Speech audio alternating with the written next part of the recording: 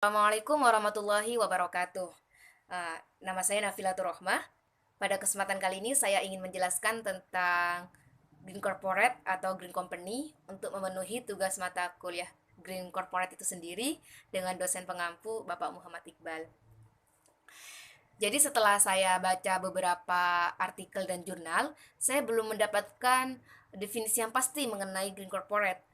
Mungkin karena definisi Green Corporate ini cukup relatif, sehingga para tokoh mendefinisikannya cukup berbeda, seperti itu. Seperti yang dikatakan oleh Young dan Ernest di jurnal Cooperative Ethics dan Green Business, mereka mengatakan bahwa uh, green business itu merupakan hal yang relatif karena bisa jadi definisi green bagi suatu perusahaan atau organisasi berbeda dengan definisi green perusahaan atau organisasi lainnya. Sehingga belum ada definisi yang pasti mengenai green corporate itu sendiri. Tetapi dari hasil yang saya peroleh dari beberapa bacaan yang telah saya baca, saya dapat menyimpulkan bahwa green corporate itu merupakan pembenahan citra perusahaan terhadap lingkungan sekitarnya. Jadi maksudnya bagaimana segala aktivitas yang dilakukan oleh perusahaan tidak memberikan dampak negatif atau malah mendukung terhadap lingkungan sekitarnya. Jadi segala yang dilakukan oleh perusahaan selain untuk mendapatkan keuntungan dan keberlangsungan juga mendukung lingkungan sekitarnya, baik itu lingkungan fisiko-kimia, lingkungan biotik, atau lingkungan sosial budaya di sekitarnya.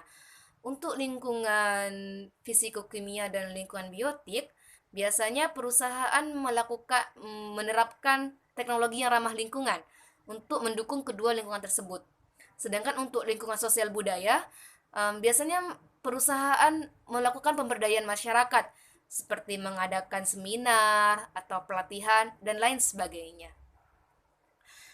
Nah, saat ini isu tentang lingkungan sudah mulai dibicarakan, udah sangat gencar diperbincangkan dalam ranah perdagangan internasional.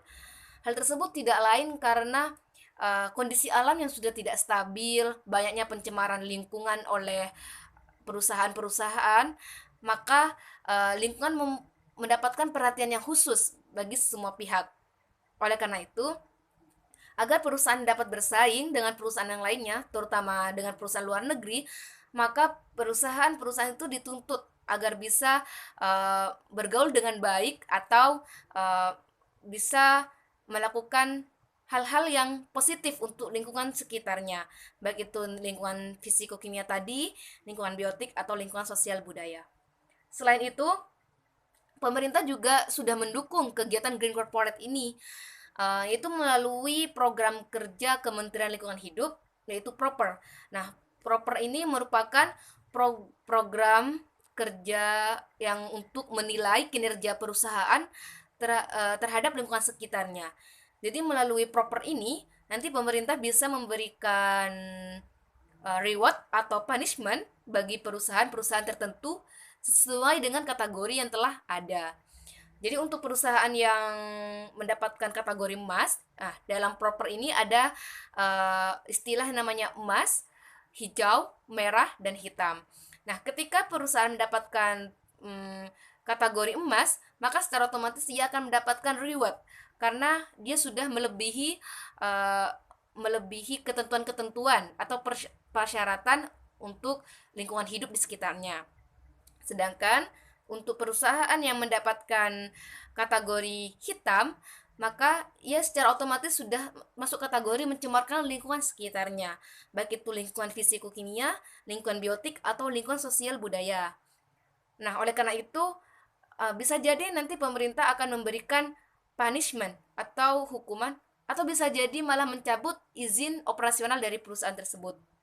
Oleh karena itu, karena kegiatan Green Corporate ini sudah sangat didukung oleh pemerintah, maka perusahaan sudah seharusnya dituntut agar bisa berhubungan baik dengan lingkungan sekitarnya, dan untuk keberlangsungan perusahaan itu tersebut, maka pemerintah mendukung kegiatan Green Corporate ini. Seperti itu. Mungkin hanya itu yang dapat saya sampaikan untuk sementara waktu karena keterbatasan pengetahuan dan sedikitnya bacaan. Mungkin hanya itu yang dapat saya sampaikan, kurang lebihnya mohon maaf. Terima kasih. Assalamualaikum warahmatullahi wabarakatuh.